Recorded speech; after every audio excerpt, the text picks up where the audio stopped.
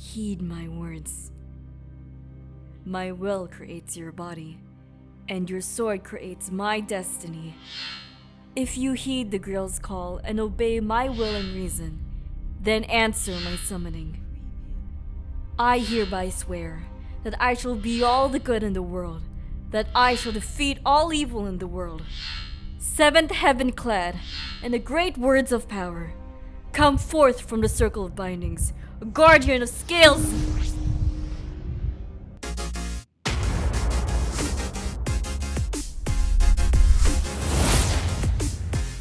Hello everyone, welcome to the Anime Void. I'm Brian, your host, and today I'm going to be reintroducing my Mage OC, Maya Hanagami. I actually made a video about her quite a while ago, but from learning more Fate lore knowledge and just generally completely overhauling her aesthetic design, it's really time to make a new video about her because quite a lot has changed. So, without further ado, let's get into this. First things first, I do want to thank the artist Kuroe for providing the art for Maya's updated design. She looks absolutely amazing, and you should go support Kuroe over on Twitter and Twitch. Links are in the description. And also, of course, thank you to Keikoo for providing the voice for Maya in the opening, reciting the servant summoning chant.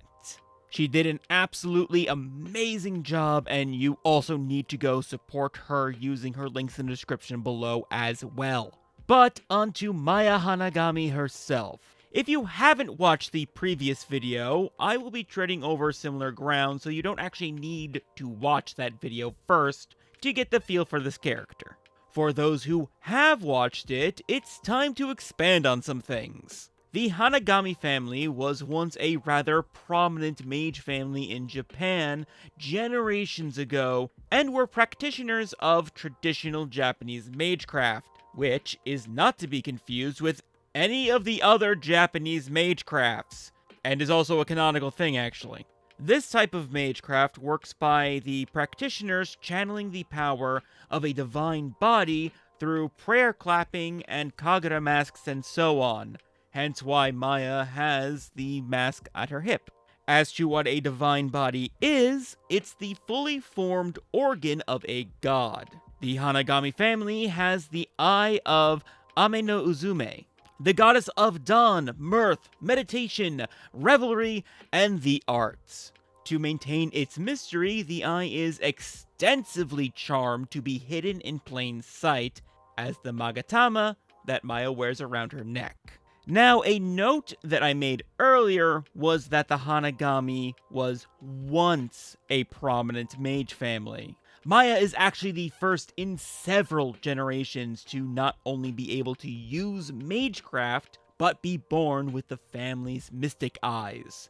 More on that in just a moment. But a long time ago, one of Maya's ancestors actually bedded with an Oni, and the family was cursed to be powerless, and that 500 children born from their blood will be powerless too, or something along those lines.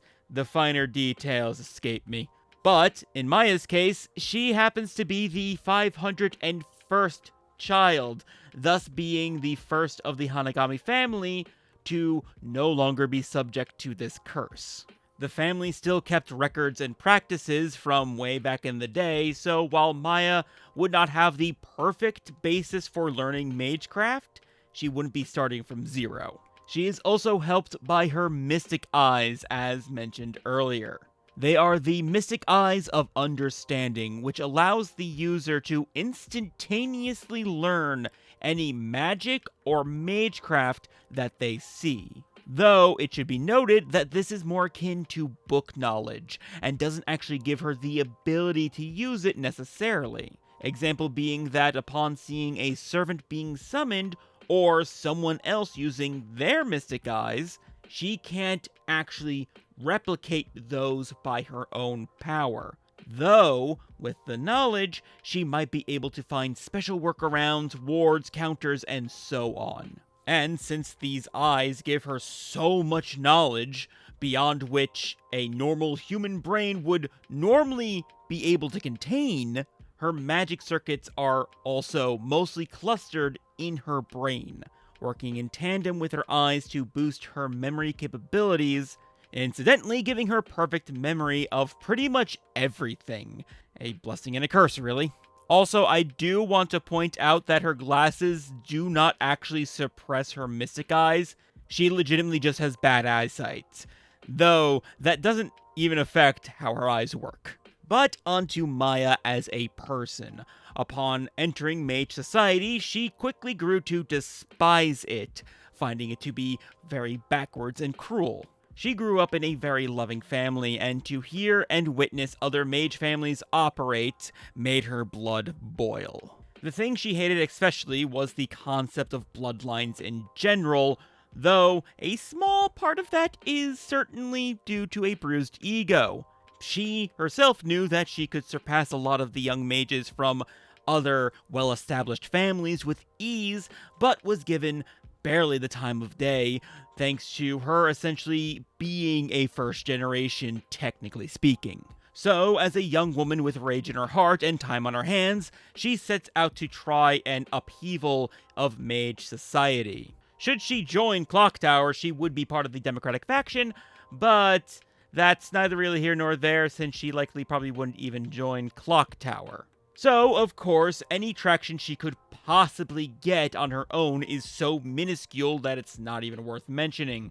Plus, she couldn't openly just start showing up other mages by copying their family's magecraft, and either do it better or completely dismantle it.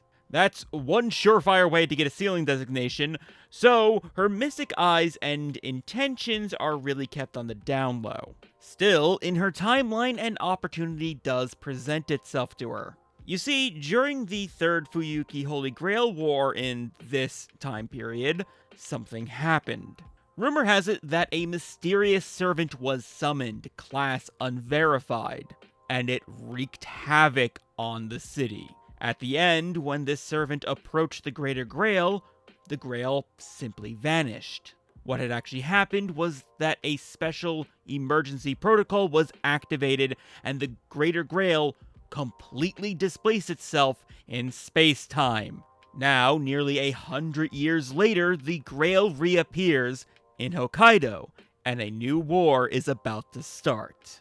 Maya knows about the Grail and the ritual to obtain any wish the victor desires. Perhaps even a wish that could rewrite the rules of the world, make it so that reality itself dictates that everyone starts at an even playing field with all knowledge accessible without the loss of mystery, so anyone can gain power should they strive for it. They are not born into a place of superiority. And such a reality, by her reasoning, eliminates mage families with their long-kept secrets and horrific power struggles. Though such a rather half-cocked, reality-warping concept is pretty ludicrous, it's one that she sets her mind on, even if something like her wish wouldn't really work out how she wants it to, and would instead probably cause the enacting of the third magic to ascend the human race to spiritual form, since it would technically equalize everyone, which is her ultimate goal. And also really not that Maya actually knows that's what would happen, or honestly would even have a problem with it if she did. But still, how for her to become a master, and how to win. Simple. By any means necessary. Even if that means seducing another young woman, having her fall in love, and falling in love herself, only so that she could steal a catalyst for a famed Chinese warrior, and break the poor girl's heart. Maya's ambitions and goals mean more to her, so she will gladly sully her hands and become a devil if it means getting the world she feels is right. And where does the story go from here?